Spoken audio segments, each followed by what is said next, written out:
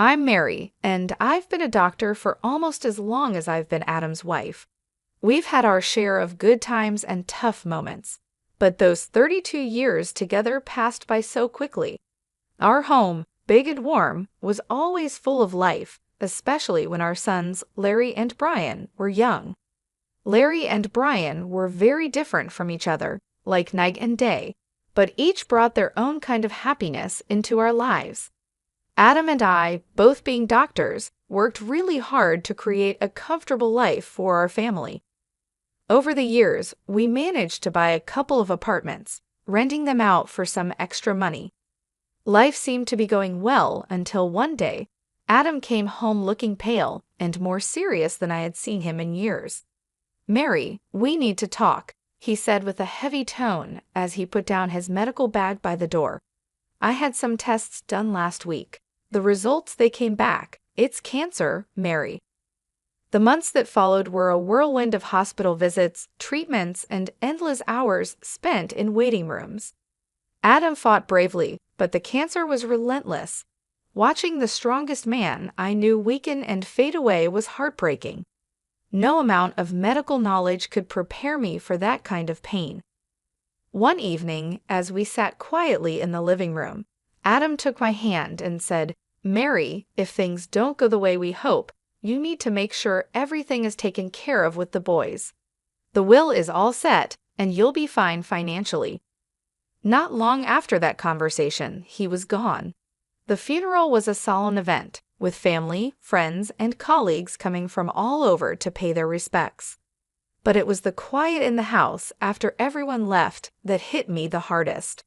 The empty spaces where Adam used to be, his belongings still in their usual places, it was painful to see and remember. A few days after the funeral, I was in the kitchen, trying to figure out what to do with all the leftover food, when Larry stormed in, his face full of worry and anger. Brian followed behind him, looking like he wanted to be anywhere else but here. "Mom, we need to talk about Dad's will," Larry said, getting straight to the point, as he always did. I sighed and put down the cling film I was holding. "Yes, I know. Your father left everything to me. He wanted to make sure." I was trying to manage things when Larry slammed his hand on the counter and said, "But what about me and Brian? We're his sons. It's not fair that we get nothing." Brian stepped in, trying to calm things down. "Larry, let's not rush into this. Mom's still grieving, and we can sort this out without fighting." Larry shot him a look and said, "It's easy for you to say. You're not thinking about the future like I am." I leaned against the counter, feeling the weight of their stares. "Your father and I built this life together, and he trusted me to take care of things. But I understand what you're saying, Larry. It's not my intention to leave you out." "So what then?" Larry asked, crossing his arms and raising his voice. "Do we just wait until you decide it's the right time to give us our share?" "Larry, watch your tone," I snapped, my patience wearing thin. "I am still your mother." Brian stepped between us, holding up his hands like a referee. "Both of you, please. This isn't helping." "Mom, maybe there's a middle ground here."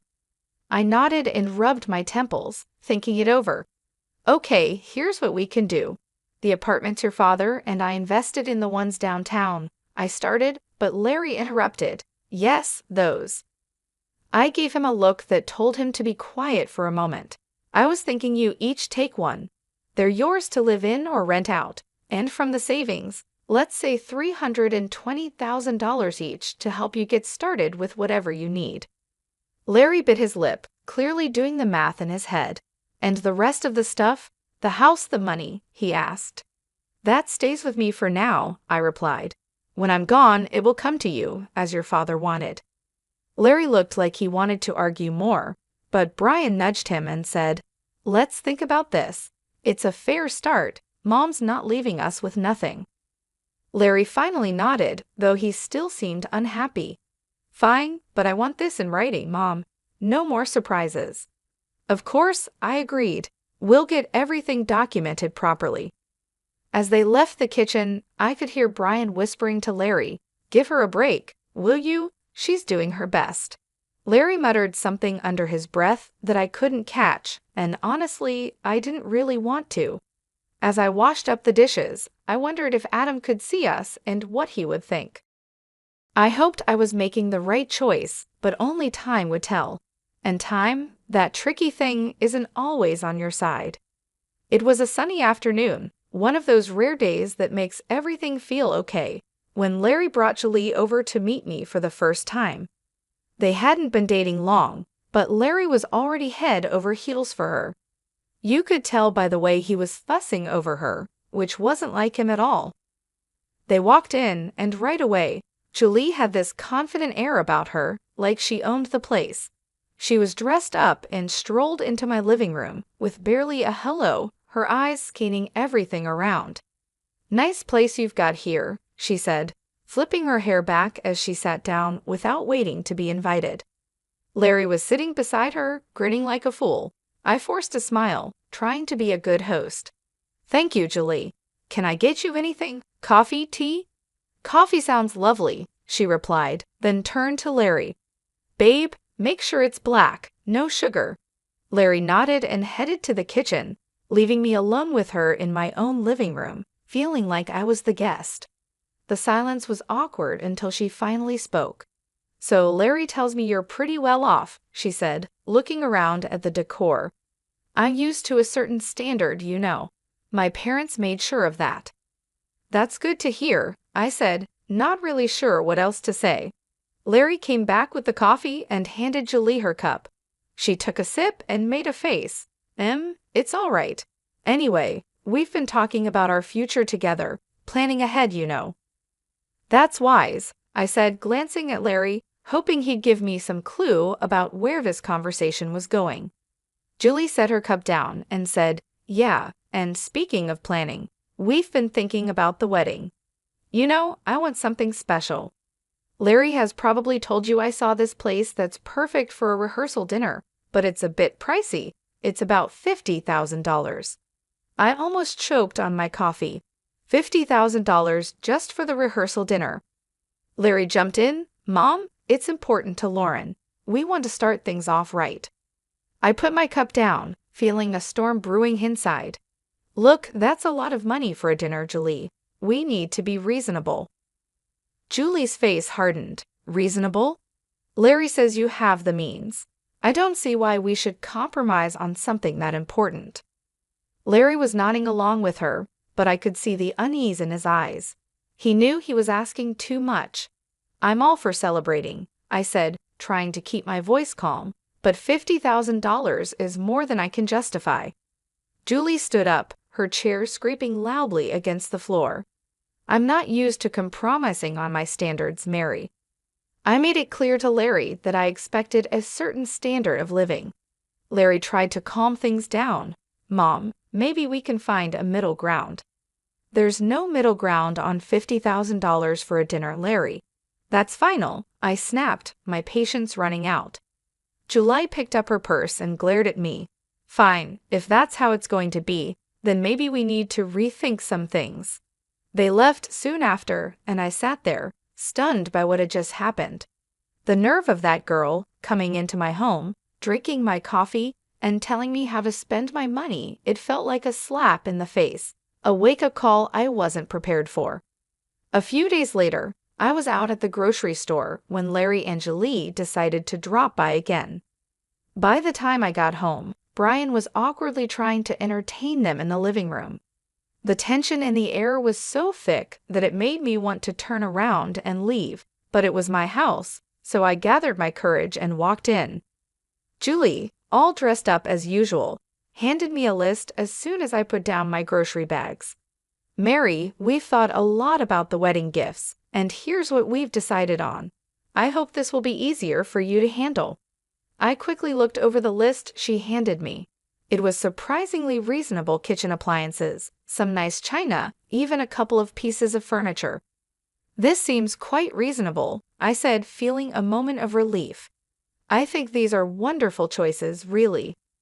Larry looked at Julie with hope in his eyes, but just as I was about to discuss where we could buy these items, Julie's expression changed suddenly. She gasped, Oh no, this isn't right. Give that back. She snatched the list from my hands and dug through her purse, pulling out another sheet of paper.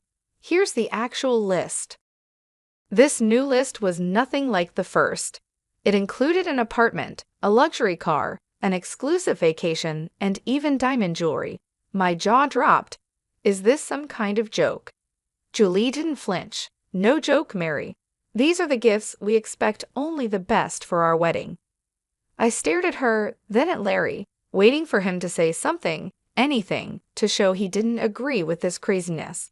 But he just stood there, looking between us, clearly conflicted but saying nothing.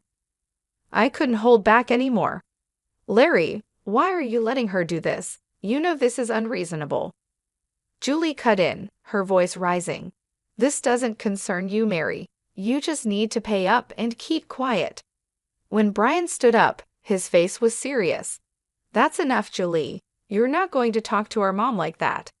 This is her house, and you're way out of line. You need to leave now. The room was filled with tension as Larry and Julie gathered their things. Julie was muttering under her breath, clearly angry. This is ridiculous. We'll remember this. They left, and the door slammed shut behind them. I sat down, feeling the weight of the whole situation pressing on me. Brian sat beside me and put an arm around my shoulders. We'll figure this out, Mom, but you can't let them push you into giving more than you can or should. It's not right. He was right, of course, but as I sat there with my son, I couldn't help but worry about Larry. How had things gotten so out of hand? How could he not see what this was doing to our family? The silence that followed was filled with unspoken worries and fears for the future. I knew then that this was far from over. It was only going to get harder from here. In the weeks that followed, I received constant phone calls from Larry. Each one was more demanding than the last, his tone desperate and sometimes almost frantic. Mom, you don't understand.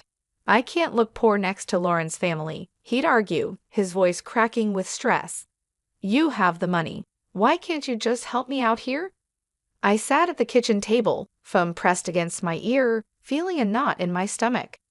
Larry, it's not about the money. It's about living within your means. Lauren's expectations are too high, and you can't keep up with them without going into serious debt. He'd scoff, his frustration boiling over. What do you know about it? I'm not going to live like a pauper. I need more from the inheritance now. The amount you've offered isn't enough. Larry, I've offered to cover half the wedding costs, up to $135,000, and give a $8,000 gift. That's more than generous. Everything has to be agreed upon with me, though no surprises. There was a pause, then a sharp laugh from him. That's nothing. You're just being stingy. You have $1 million sitting there. Why are you holding out on me? Because it's not just about the money, I replied, my patience wearing thin. It's about not feeding into this unrealistic fantasy that's going to ruin you. He yelled, loud enough that I had to pull the phone away from my ear. I don't need this. I'll handle it my way. Forget you. And with that, the call ended. Months passed in silence. I tried to keep myself busy with daily routines, trying not to worry about Larry, but the peace was short-lived. One afternoon, the phone rang, and it was my sister-in-law, Hannah. Mary, I thought you should know. Hannah's voice was hesitant, careful. Larry is flying all the wedding guests to Bermuda. He sold his apartment to pay for it and expects you to get there on your own. He mentioned you weren't interested in helping. I hung up, a mix of anger and sorrow swirling inside me. How could he be so reckless? Before I could process it all, Brian came into the room, his expression serious. Mom, there's something you need to hear. I recorded their conversation when they were sitting here in the living room. He handed me an audio recorder. I pressed play, and the voices of Larry and Julie filled the kitchen. Your mom is just a nasty old woman with a fat wallet. We need to squeeze as much as we can out of her and then cut her off, Julie's voice said coldly. Larry's voice responded, just as chilling. Whatever it takes, Lauren, I'm not going to let her control us. If it comes down to it, I'll kick her out in her underwear." I turned off the recorder, my hands trembling. Hearing my own son speak like that about me, his mother, was too much. The room spun as I tried to understand the depth of his betrayal.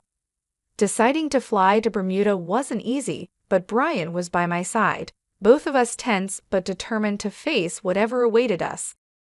When we landed and approached the venue, I was taken aback by the sheer extravagance of it all. Flowers everywhere, lights strung like stars across the evening sky, and music floating in the air. As we walked into the gathering, I spotted Larry and Julie mingling with the guests. They looked like the perfect couple, all smiles and laughter. My heart ached to see my son so lost in this artificial paradise. Before I could take another step towards them, Julie spotted us. Her smile vanished, replaced by a scowl as she marched over, her high heels clicking angrily against the stone pathway. "You shouldn't be here," she hissed, stopping just inches from me, her voice loud enough to draw attention. "This is my day, and you're not welcome."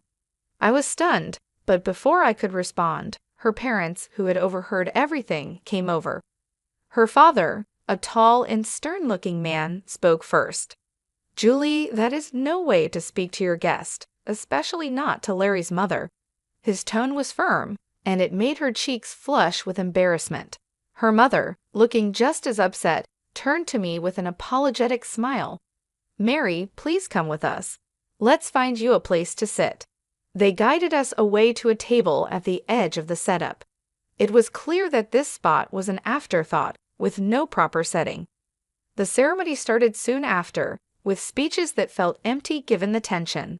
Then, unexpectedly, I was handed the microphone. I stood up, my legs shaky but my resolve firm. "I came here today to wish my son and his new wife a happy future," I began, my voice steady despite how I felt inside. "But I also believe in honesty and integrity, qualities that have been sadly missing in the events leading up to this day." Julie's face went from pink to red, her eyes glaring at me with anger. I was asked for money, time and again in amounts that no reasonable person would find justifiable. When I couldn't meet these demands, I was threatened with being cut off from my family and future grandchildren. My voice cracked a little, but I continued. Brian, seeing my distress, stepped closer and put a supportive hand on my shoulder. I nodded at him, then played the audio recording he had made. Julie's voice filled the air, cold and calculating, discussing how they would get more money from me. Larry's voice agreed, saying he was willing to leave me with nothing for the sake of his bride. The crowd murmured, shocked and disapproving. I turned off the recorder, and the silence was heavy. I gave my son an apartment and $35,000, and yet it was never enough. Today, I'm making it clear that I will not be treated as an ATM or threatened. I am disowning Larry and Julie. I wish them well, but from this day forward, I am choosing to remove myself from their lives. The reaction was immediate. Julie screamed, her voice shrill and wild. "You've ruined my wedding. I curse you." After everything that had happened, coming back home was bittersweet. In the quiet, I made a decision that even surprised me. I quit my job. I had spent years healing others as a doctor, but now it was time to heal myself and rebuild the life that recent events had shaken. Brian, bless his heart, had just graduated from art college and was full of ideas and ambition. With the $37,000 I gave him, Brian opened his own tattoo parlor. It wasn't just any shop, it quickly became a place where art and skin came together in beautiful ways. Brian put his heart and soul into his work, and it paid off. He started entering tattoo contests, and soon his name was on everyone's lips in the local community. Before we knew it, he was opening more locations, creating a network of salons that became a hotspot for tattoo enthusiasts. I'd watch him sketch late into the night, his dedication a sharp contrast to the chaos his brother had chosen. "You're doing amazing, Ollie," I'd say, pride swelling in my chest. During these peaceful months, Larry reappeared one afternoon. He showed up at the door, his eyes tired, His shoulders slumped a far cry from the ambitious, sharp man he used to be. "Mom, I need to talk," he said, not waiting for an invitation to sit down. His voice was weary, so different from the demanding tone I had grown used to. I sighed and motioned for him to continue. "What is it, Larry?" "It's Lauren. She's driving me crazy, wanting more and more. Nothing's ever enough. I got a second job, but it's still not enough for her." His words were filled with desperation, but they couldn't erase the past so easily. "Larry, I warned you. I told you that living like that with someone like her was unsustainable." He rubbed his face, frustration clear. I know you did, but I thought," his voice trailed off, hopelessness replacing any explanation. "Thought what?" "That money would just appear because you wanted it to." My tone was harsh, years of pent-up frustration making it hard to soften my words. "Look at your brother. He started with the same amount and made something of himself without stepping on others." Larry bristled. "Yeah, well, not everyone's like Brian, are they? I have rights to the inheritance too, remember? And when you're gone, it'll come to me." That was the last straw. "Get out, Larry," I said, my voice cold and firm. "And don't come back. Not this time. You chose your path." His jaw tightened, and for a moment, I thought he might argue, but then he turned and walked out, the door slamming shut behind him. As I stood in the silence that followed, Brian came downstairs, having heard the last part of our exchange. "Are you okay, Mom?" he asked. I nodded, wrapping my arms around him. "I am now, thanks to you. Let's just focus on the good we can do and the life we can build." He hugged me back, his presence a comforting reminder that not everything was lost in that moment. I knew that despite the heartaches, the journey was still worth it. We had each other, and that was enough to keep moving forward. After the storm with Larry had passed, our home settled into a calm I hadn't felt in years. It was during this peaceful time that Brian brought someone special home. Her name was Joyce, and she was everything Julie wasn't: kind, humble, and genuinely caring. As the weeks turned into months, their relationship grew stronger, and soon they announced their engagement. The wedding was nothing like Larry's extravagant affair. It was a simple, heartfelt ceremony in our backyard.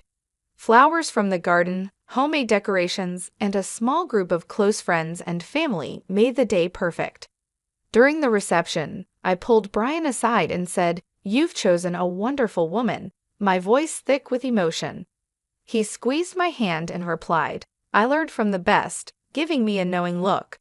Life moved quickly after that. They sold the apartment I had given Brian, added some of their savings, and bought a small, cozy house just a few miles away. One sunny afternoon, while we were having tea in their new living room, Joyce shared some exciting news.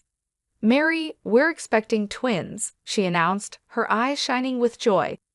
I nearly dropped my cup, overwhelmed with happiness. "Twins? Oh my goodness, that's wonderful." Brian beamed, his pride evident. "We wanted you to be the first to know. We're really happy, Mom." "Twins," I repeated, letting the words sink in. Grandchildren, it was a new chapter, one I was eager to begin. As for Larry, news from him was rare. The last I heard, he had divorced Julie. She had taken nearly everything in the split, leaving him to start over in another city. Despite the pain he had caused, it hurt to know he was out there somewhere, struggling because of his choices. One evening, as I sat looking through old photo albums, Brian came and sat beside me. He noticed a picture of Larry and me from years ago. "Do you ever hear from him?" he asked softly. I shook my head. "No, after everything, he's chosen his path, and I have to respect that, even if it breaks my heart." Brian put an arm around me. "He's still my brother, Mom. Maybe one day he'll come around." Maybe, I agreed, though I wasn't really sure if he ever would. I believed it too, but for now, we have plenty to keep us busy, especially with those twins on the way. Brian chuckled, "Yeah, you're about to be the busiest grandma in town." We both laughed, and the sound filled the room with warmth. Despite the past, despite the mistakes and heart attacks, This moment with Brian felt like everything was exactly as it should be. Life was moving forward, and so were we, with new hopes and dreams just around the corner.